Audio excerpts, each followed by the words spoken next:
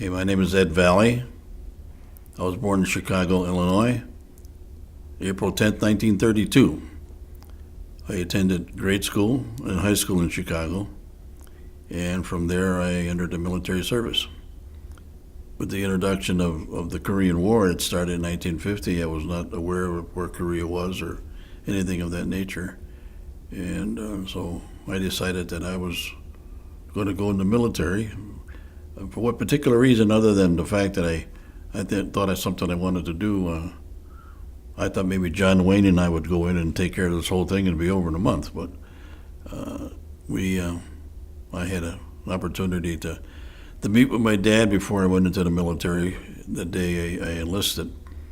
And we had a talk, and he suggested that I not go in the Army and the Marines, but to go to a Navy or the Air Force, because they had an education program. You can learn something and come out with some kind of experience and some education, which in those days you kind of listened to your father and mother kind of in the ways. And so I did that, and I enlisted in the Air Force, and that's where I got my military training and my educational in electronics. And coincidentally, because of the electronic background I had in the military, I was able to land a job when I got discharged, because at the time they were looking for electronic technicians for a company in St. Paul. And based on the fact I had electronic background, that opened the door basically for my job to get into the company. And I ended up spending 34 years there on a temporary job. I thought I'd get a job, and then being from Chicago and my wife in St. Paul, when I came to get her, I thought I would get enough money saved up to go back to Chicago and get my old job back. Well, it turned out that I never had enough money to go back to Chicago, and I spent 34 years in the company, and that kind of set the pattern for my being a Minnesotan, so to speak, a transplant to speak of. So that was basically the start of my military career in life, which wasn't very long, but and we had 6 children, and now we have 7, 8 grandchildren and 6 great-grandchildren, so things have really blossomed out since I first came out of the military. So what was growing up near Chicago like? Well, Chicago is a, as we look at it now, a very vibrant city. When I lived in Chicago, when I was growing up in Chicago, Chicago was the only place in the world. That was it. Chicago was the place. And when I entered the military service, and I got around the country and in the world to see what other places look like, Chicago wasn't all that great. I went to school in Colorado, in the Denver area, and Denver was beautiful, the mountains and the weather and the people and everything else. And had I been discharged in Colorado instead of being discharged when I came up from Korea, we might have stayed in Colorado, because that's how much we liked the state. So Chicago wasn't the epitome of the greatest place in the world. And to this day, still, it may not be. It's changed quite a bit. But in growing up in Chicago, you never really got to know what the rest of the world was all about. And when you go into the military or anything that allows you to travel outside of your comfort zone, you have a tendency to find out there is a different culture. I was quite shocked when I got. We spent two weeks aboard a troop transport going from California to Japan. And we docked in Yokohama Harbor, and as we got off the ship, Japanese people that were working around the area, I expected to see kimonos and all that Japanese garb, but they're wearing skirts and blouses, high heels, and that was quite a shock, because I expected the Japanese people to be traditional in their kimonos, whatever they had. So even though I was in a strange country and different culture, they kind of westernized their attire because of the influence of the Americans in the occupation and all that. But when I got to Korea, that was different. The people there were traditional, and there wasn't much of a westernized culture influence. It is now, but it wasn't when I went back, when I was there in the 50s. So, yeah, growing up in Chicago was quite an experience. That to this day, my family goes back to Chicago, and they come back and says, "Geez, I'm glad you didn't stay in Chicago." I have a son that was born in Chicago, and he got a job that took him to Chicago for a couple of years, and he cringed every time, because of the traffic, and Chicago itself was a different pace of life compared to St. Paul or where we live now in River Falls, Wisconsin. It's quite a shock to simulate laid back town to a hustle and bustle. I would imagine New York is really quite an adventure there too. To be part of that, I know people just cringe when they see footage and television of the people walking downtown. They're just like a bunch of ants, shoulder to shoulder. We don't see that in this part of the country. So Chicago was quite an experience, and some of our family members, they like Chicago. They like to go back there and visit, but without a doubt, none of them want to stay there. They like to visit their families and friends, but it's a different city. So, when and where did you enlist? I enlisted in Chicago, Illinois. I enlisted. I wasn't drafted. Like I said, I decided that maybe I would try that, and I didn't have to go in. I was deferred because I was already married, and they weren't taken at that time. Married men, they were taken single, and so from Chicago I enlisted, and from there I went to San Antonio, Texas for our basic training there. And what was the date of your enlistment? It was in December 1951, I believe. And in reference to different cities, and cultures and all that, going to Texas was an experience too. The Air Force Base in San Antonio was quite, at that time, really very active because of the Korean War. There were a lot of guys and women being processed at that time to go into various stages of the military, and it was quite an introduction.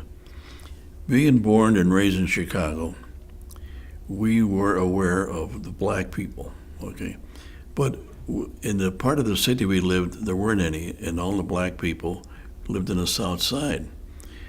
When I got to San Antonio, okay, we got a pass on a weekend to go into town, and we decided we'd take a movie in, okay?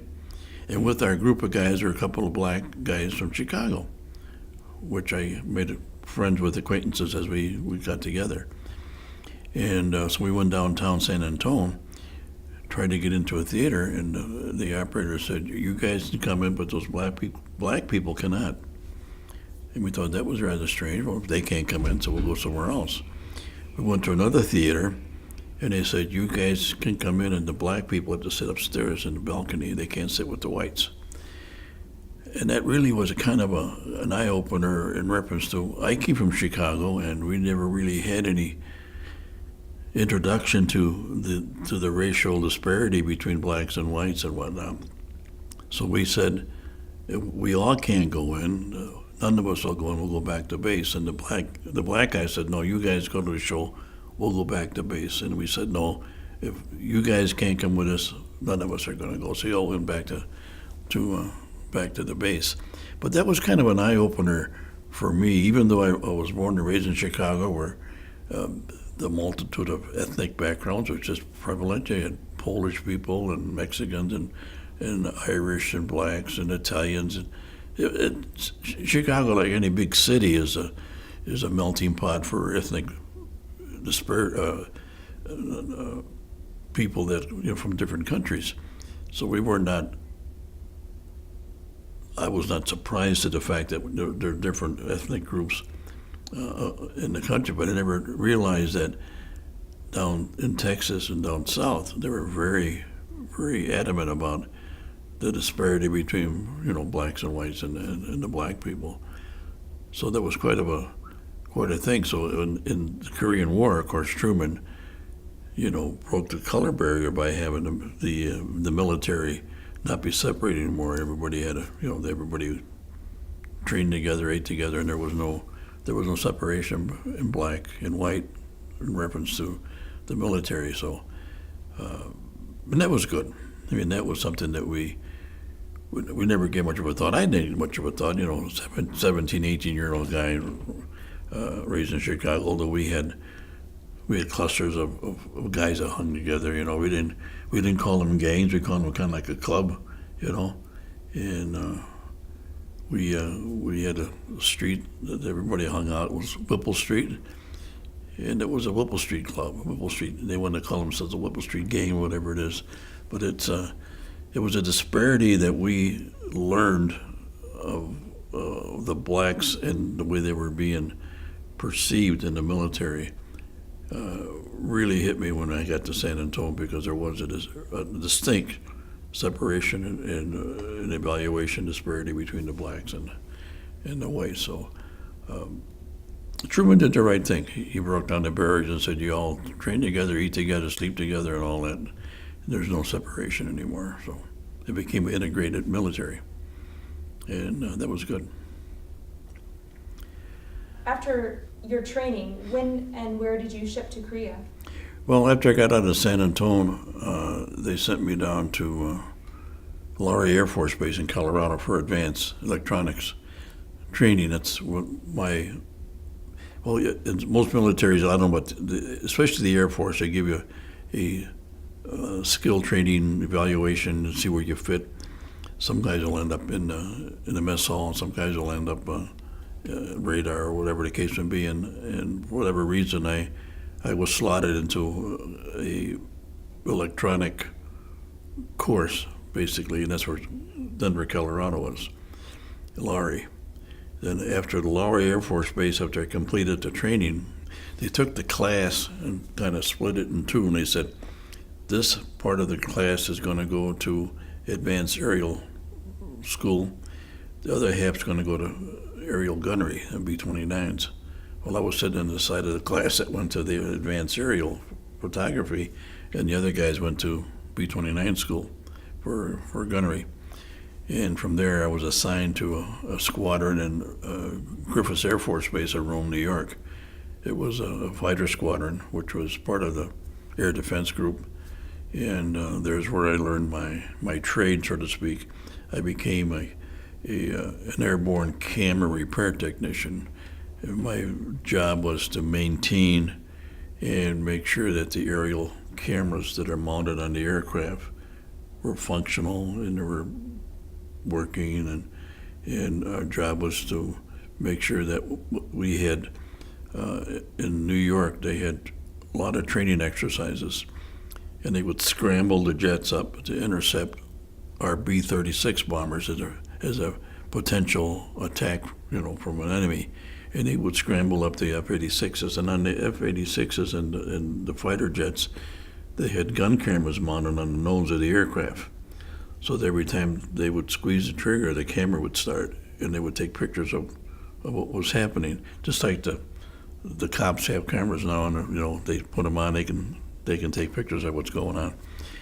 And part of my job was to make sure when they returned, take that cartridge of film, process it, develop it, and make sure that it goes into the slot that the pilots had with their name on it, so they can take a look at it and they can replay it later on. They can see what they did. And it was used for evaluation on the pilots as to how they can intercept the potential enemy. And one of the things you had to be very careful of, that the pilots are very sensitive. They want their film and they don't want you to mess with it, so you make sure that you develop it and it goes in the right slot to the right pilot, because if you don't, they get kind of nervous about that. They get kind of antsy. And that's what my job in Korea was, the same way. We didn't have fighters, we had bombers. And the bombers we had, which was the A-26 Invaders, instead of the blisters and the bubbles having machine guns in them, they were mounted with cameras. And that's what they would do with their mission was to to go before the strike and take pictures of the enemy in places where we come back and take a look at the photos, and then after the engagement, they go back and see what they did.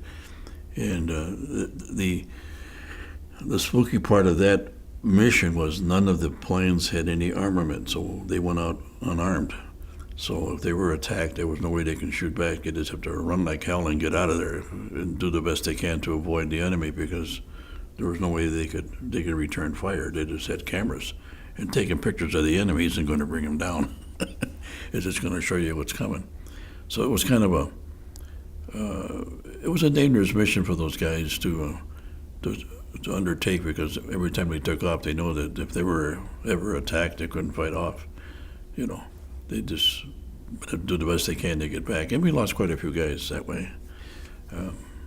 Was any squadron over there lost guys in various ways. Can you tell me like any specific stories that you remember of your time while you were there? Well, when I got to Korea, one of the things, unfortunately, that we talk about now in reference to being an associated experience, that when we got to Korea, it had an odor. I don't know if anybody ever talked about the odor in Korea. And the odor was because they fertilize their fields with human waste. Okay, and so that permeates through the whole country. When it rains and it's muggy or whatever the case may be, that seems to overtake the air a little bit. When I was there, I got stationed to a squadron. We had an area. I think our squadron only had about 4, maybe 5 planes. That's all we had. One day that we were called into the day room, and they said, "This is your assignments coming up for guard duty." And I was taken back. I said, "What do you mean guard duty? Air Force doesn't perform guard duty. The Army does all that." Okay. And they said, "No, you're responsible for guarding your own perimeter, your own base." So we were given the assignments of when you're going to go on guard duty. And let me tell you, when I got my assignment to go on guard duty, one of the things you have to do is you get together before you go out, and the officer of the day, whoever he is, who checks every post to see if everybody's is alert and everything's doing okay, is very, very nervous, because he doesn't want any trigger-happy guys bumping him off. So he will identify himself and make sure you take a good look at me, and this is what I look like, and this is what I sound like, and this is the password for the night. Okay?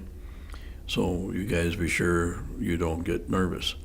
So we go out there, and sure enough, on the other side, we had kind of a fence perimeter around the compound. And on the other side of the fence would be the South Koreans, okay, also patrolling their side, okay? And the reason they patrol their side is to keep the GIs from this side going into town, okay, to cause all kind of whatever problems they want to cause. So they're guarding their side of the perimeter, and we're guarding ours, of course. And one night, as I was on guard duty, you pass the other guy, okay? He's on this side and you're on this side, and he's coming this way and you're going that way, okay? And they had a nasty habit of scaring the hell out of you by slapping the bolt when you passed on the rifle. And you can't tell if he's a North Korean or a South Korean.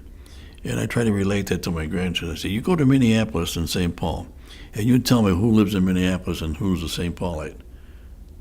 They're both the same. In other words, if you were fighting Minneapolis and St. Paul or doing battle, and some of those guys came over here or you went over there, how can you tell who's which?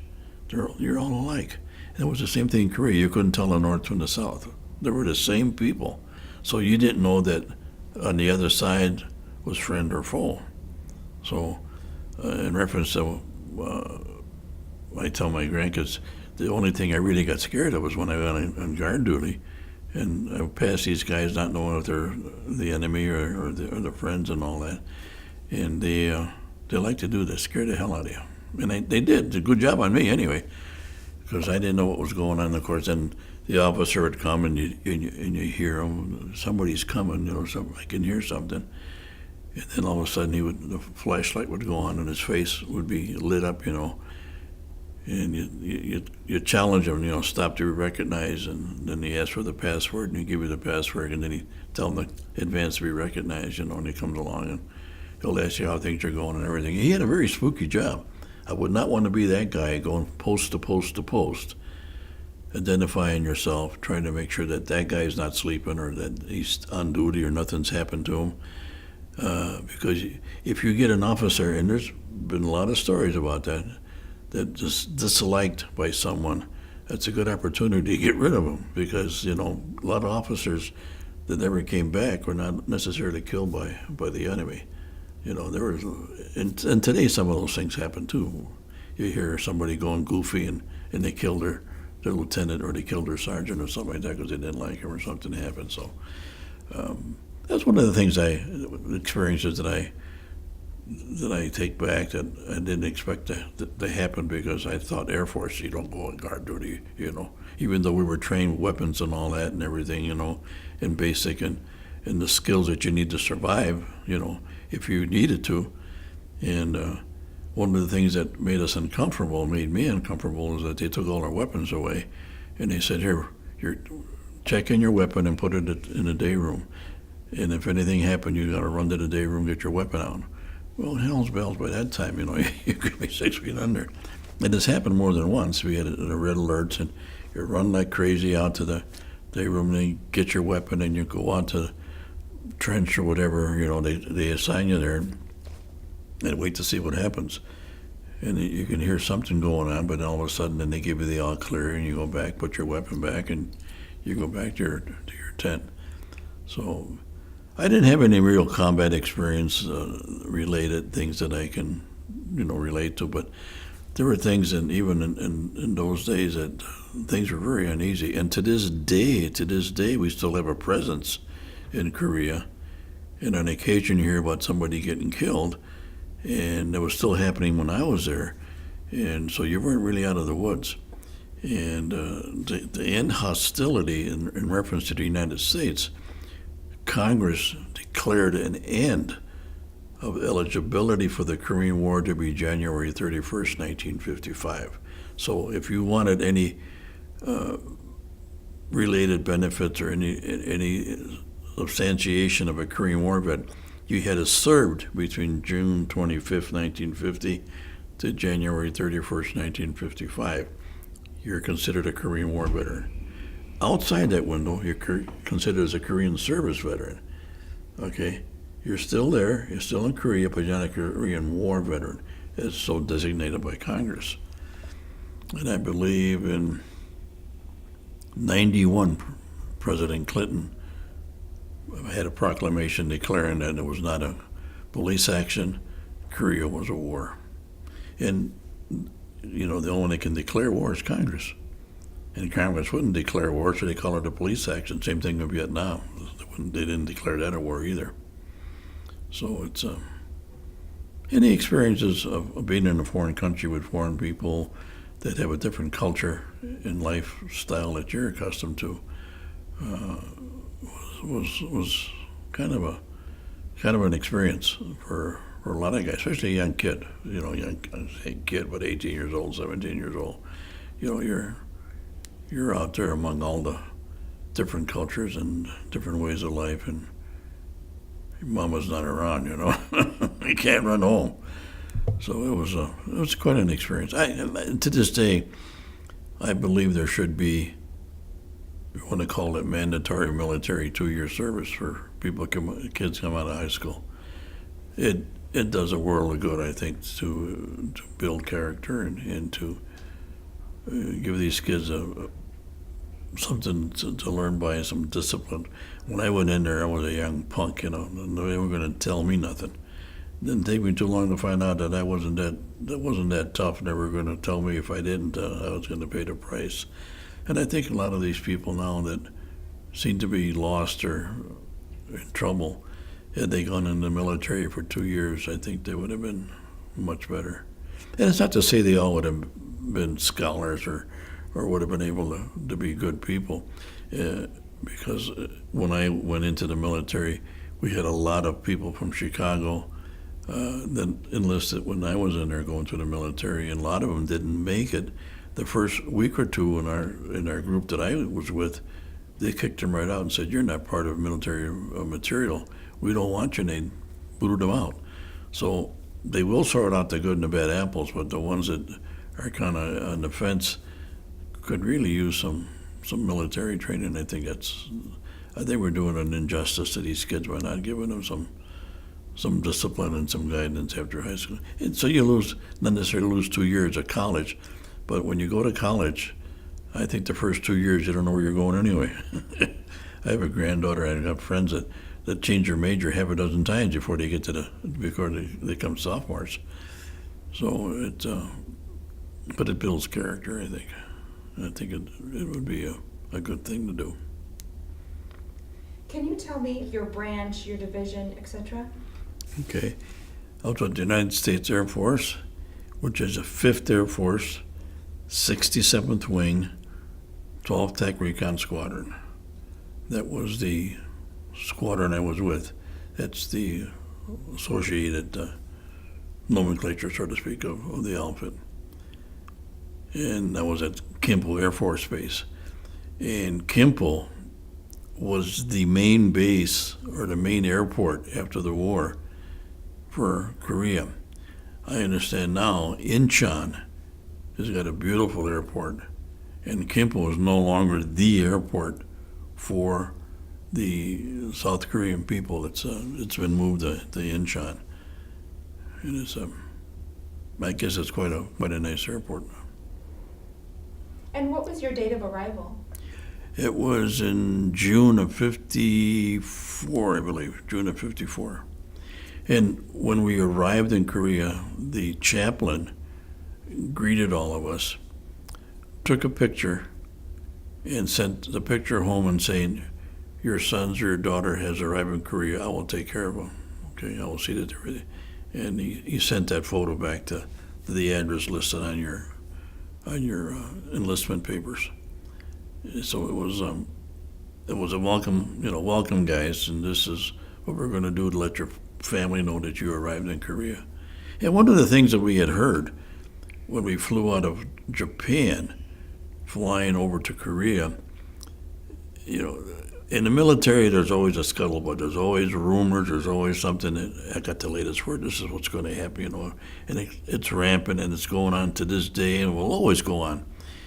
When we boarded the transport plane to take us from Japan to Korea, the word was that a lot of the planes never made there because the communist MiGs were shooting down all the replacement planes, and all the guys coming over there were being shot down. I thought, well, holy crap, here we are, not even going to get a chance to get down there, they're going to shoot us down, which never happened, of course.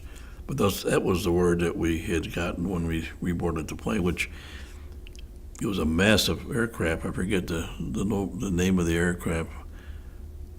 C-97 Starflight. I forget the name of it, but it opened up at the nose, and then you got in and you went around and you sat in slings. There were no chairs or seats. There were slings.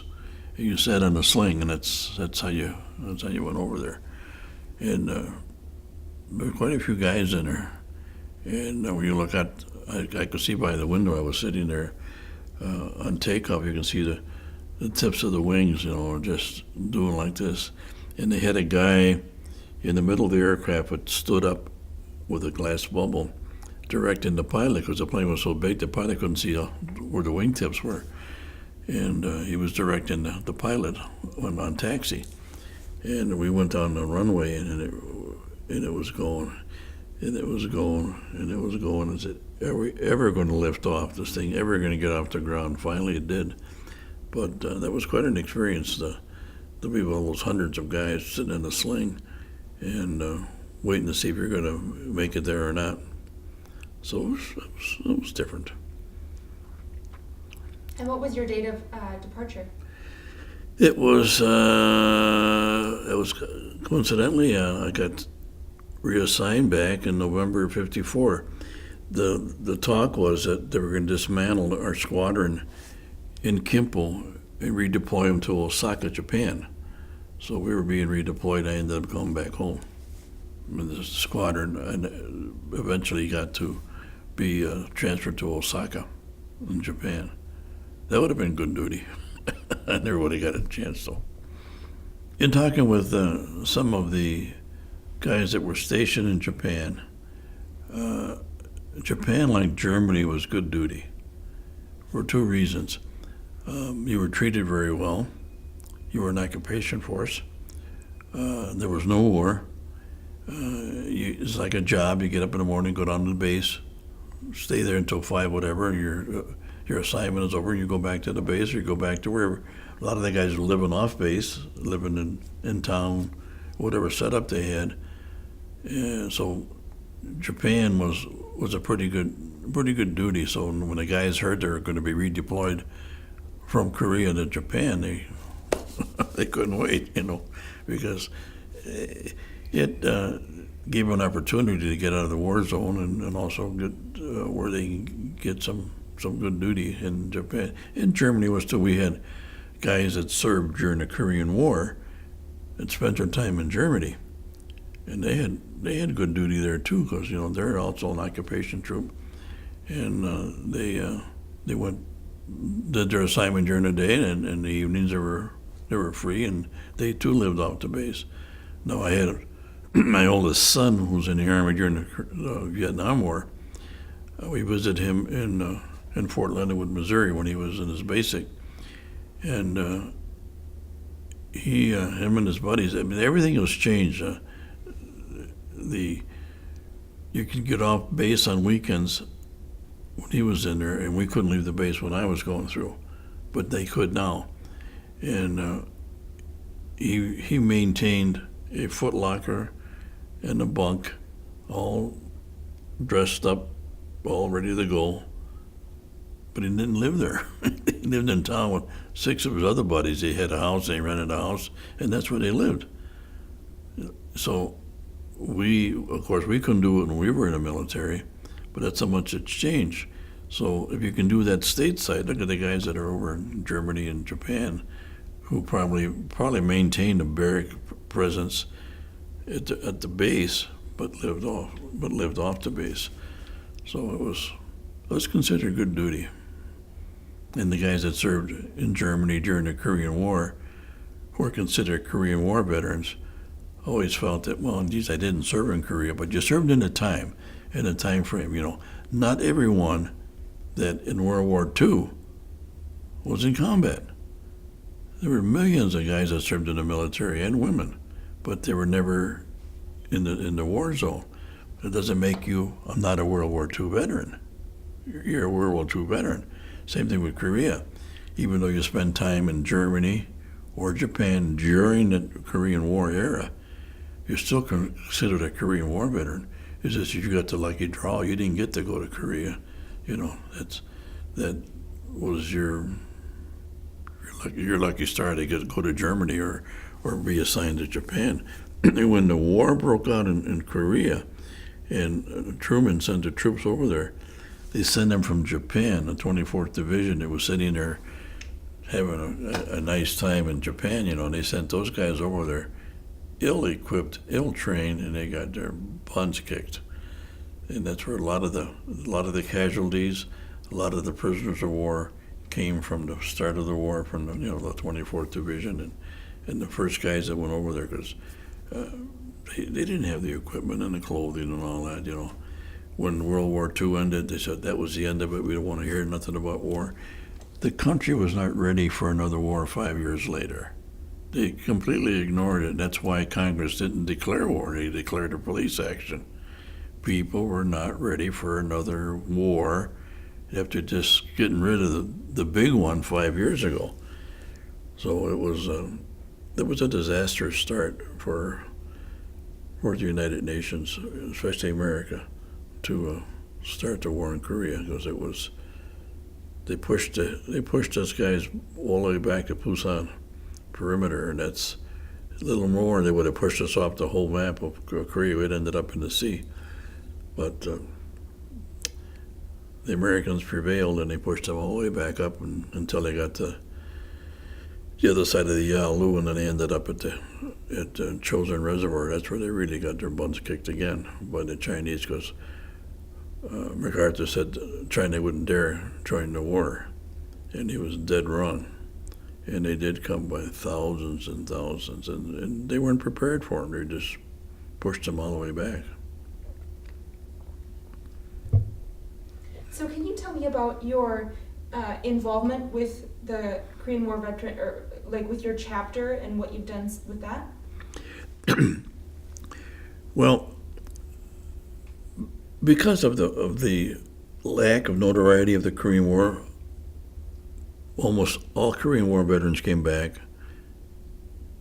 They blended right back into society, got married, raised a family, got jobs. There was no hoopla like World War II, okay? Not that the guys expected it, but I've heard stories of guys say, "Where you been?" I said, "Well, I haven't seen you around." Well, I was in Korea for the last year or two. Korea wasn't really in the forefront. The only ones that knew about Korea were the people that were affected by the war, and those families that had somebody there, or some military presence in Washington, or some military veterans organization trying to support some of the guys in Korea. Other than that, there was not much of a awareness of the Korean War. When I was working, I never realized that I was working with a bunch of Korean War veterans. We never talked about it. No one ever talked about the Korean War. Nobody ever. There were some guys in our company that were in World War II, and they knew about that, and so they were considered veterans. But they never really surfaced anybody from Korea as being a military veteran.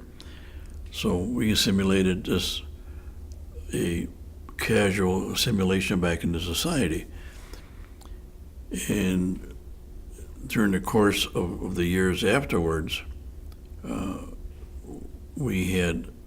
I had found out that there was an organization of Korean veterans that were thinking of getting together for a parade in St. Paul by a group of people that were going to get the Korean War veterans to march in St. Paul. And so they were asking for people that served in Korea if they wanted to come be part of it. And I answered the call by going down and said, "Yeah, I was in Korea." I said, "Well, you can join the parade." Well, from that spawned a couple of guys that wanted to go further and continue the camaraderie of those people that served in Korea by getting together and having a beer and telling war stories. Well, two guys got together and found a couple of guys that were there and asked them to come meet them and have a beer and enjoy it. And then it got to be that they were made aware of a national organization that was countrywide, that was trying to get individual groups of different states to form a chapter of Korean War veterans, to be part of a broad network of Korean War veterans that could be part of a parent organization. Well, one thing led to another, and then there was 15 guys that got together, and they said, "Why don't we join this national organization?" And the guidelines from the national said you got to have at least 12 members to form a chapter to be recognized and get your charter. Well, we had 15 guys, and they applied for the charter, and they received it. So from that point on, they were part of the national organization. Well, the national had it's a kind of a dress code, and they had the blue blazers, and I'm sure you've seen those. And that was the association tie that if you wanted to be part of the national, to represent them, you should wear a blue blazer with the national patch on it saying, "I belong to the national," okay? Because I wear the blue blazer and all that. Well, one of our guys said, "Let's go a little further. Let's make a color guard and an honor guard, so when something happens, we have guys that can fall out with the blue blazers." and a white shirt and tie and dark trousers. And so that became a goal for these guys to formulate and get together a bunch of guys that would do that. So out of that came a meeting once a month, and it ended up at the Rosetown American Legion, and they picked a couple of guys to run the meeting, a president and a secretary, and a guy that was kind of like a quartermaster, buy a couple of pins and stuff and patches, and they would pass the hat around, throw some money in for the chapter. Well, it started to expand and get more people. Then all of a sudden they said, let's vote in for president and vice president and secretary and chaplain and all that. So they were actually voted in by the membership by raising their hands and all that.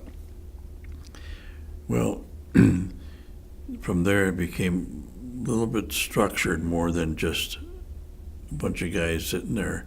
They had an agenda and they had a meeting, they had this and they had issues and they had this and all that kind of stuff. They talked about rifles for the rifle squad. How do we get them? A couple of guys were given the assignment to go and find out from the state officials or Washington, how do you get M1 rifles donated to the organization? And so everybody had some assignments to follow up on. Well, it got to be where it kept getting bigger and bigger, and there were some expenses, which wasn't that much. So he said, let's charge everybody $1 a month. Got to pay $1 a month. Okay. So that's how structured up the dues became. And so $12 a year for many, many, many years. Then they became bigger and bigger. Then the president that started felt he wanted to get away from all that, so another president was elected, and the election was for 1-year terms. And to get down to the bottom line, now we have an organization in close to 300 people, 300 veterans, and the dues are $15 a year. And we don't pass the hat around anymore unless there's a special collection for something. And we're involved in all kinds of community activity, parades, and some of the things that we do, of course, is to go to funerals. We have an honor guard that performs at every funeral from chapter members, not just Korean War veterans per se, but those members that belong to the organization. And now we have a social arm of the organization where the wives get together and they socialize while the meeting's being held. And then we take trips out of town. We go on tours to Chicago, to Branson, to various shows and tours. And so it's become more than just a good old boys club. We're sitting there, have a beer and telling war stories. It's more of a closely knit organization where families now are involved in it. Not just a veteran, but the wives and families get together. We have Christmas parties, we have picnics. So it's more of a expanded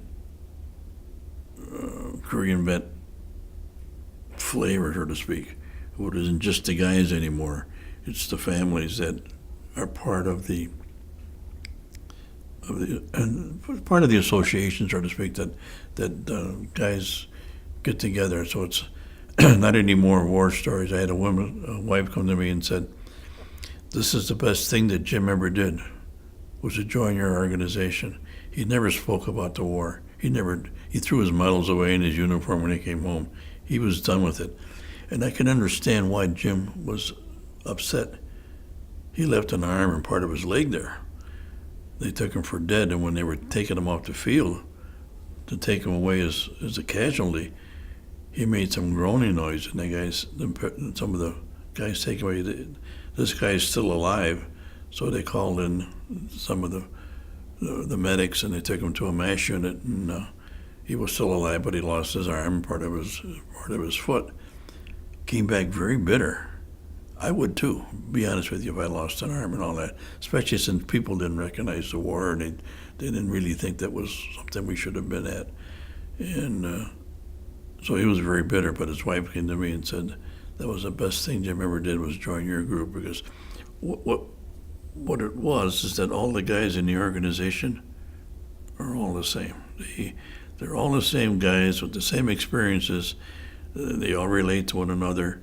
There's no Vietnam guys in there. There's no World War II. Well, there's some World War II guys, but there's no Vietnam guys in there because World War II going into Korea and they served both wars. But they were very comfortable with their surroundings because they're all related to the same thing. And when they talked, everybody understood what they were talking about.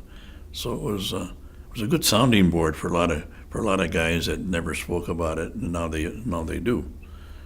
And some of the families are grateful for that because now they come out of their shell. They're not withdrawn as they used to be. Not that there's still not some guys that are hurting. We got guys that are still have, vivid memories of the time they spent there. They're still struggling with some problems.